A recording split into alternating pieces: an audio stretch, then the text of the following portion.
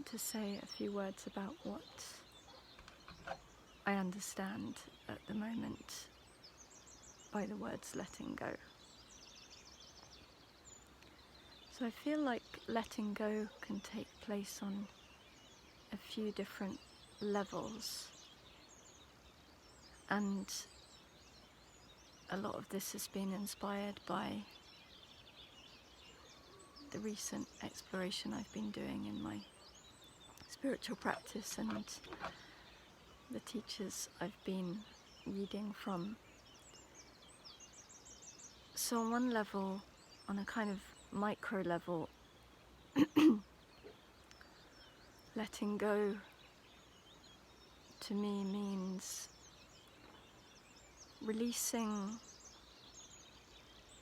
tension and contraction in the body that might be brought about by different circumstances.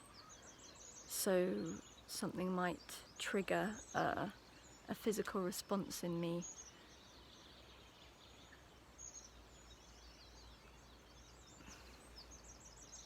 like someone saying or doing something that triggers pain or fear or disgust or whatever in my body, and I can feel the physical repercussions of that in my nervous system, and I can feel it physically, a physical sensation.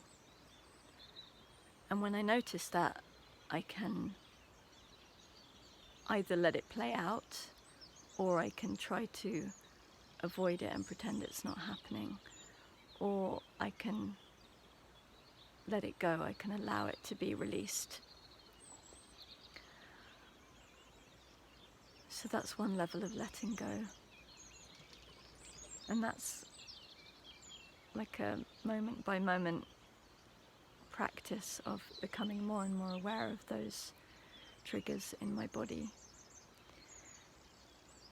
And also my mental patterns. I can notice how I get mind chatter that gets set off by certain situations, and I'm also committing to a process of noticing those patterns to the best of my capacity and acknowledging that they exist, and also letting go of the hold that they have over me and disentangling myself from them. So an example of that, just that's happened in the last 24 hours, is I started to get a sore throat yesterday, and I don't like being ill. I don't like, illness. It pisses me off. I don't want to be ill. I want to feel good. And, it's easy for me to go into a mental conversation then about, I don't want to get ill. I'm just about to fly to England with my family, and this is really not a good time to get ill. And, I noticed those thoughts beginning, and I made a conscious decision to release them and let go of that story and of the tension that it creates in me. And a lot of that is about being vigilant about my mental state and, the chatter that's going on in my mind that doesn't need to influence how I feel. And that's a lot easier to say on some days than it is on others. Some days I feel really impacted by those thought patterns and feel quite powerless to release them. Other days it's easier.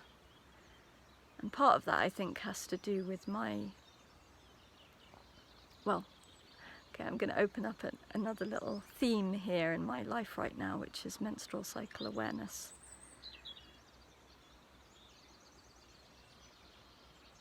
for, well, I'm not going to go into it deeply, but to say that I'm tracking how I feel each day, my state, my physical, mental, emotional and spiritual state each day, to be aware of the different patterns that occur through the days of my menstrual cycle. I'll just say that for now. I can speak more about that on another day. And the last level of letting go, I feel, is like the bigger picture. Well, no, there's more. There's the letting go of also the moment by moment activity, like the outcome of something I do, letting go of the results of that activity, that decision. There's that letting go. And then there is what I think of as the bigger picture of letting go, of like letting go of the bigger story of my life, like being a success, making something of myself, having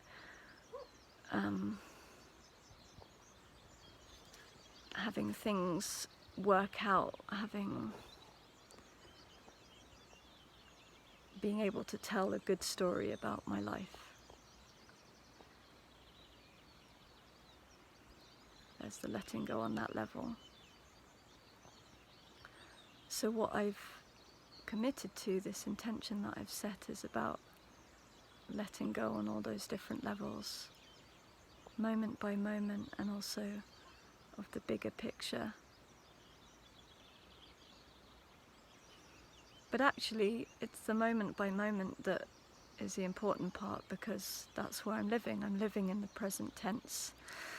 I'm living in the present moment. I can't control what happens in the future, and the past is behind me. So really, the main focus is letting go on a moment by moment basis.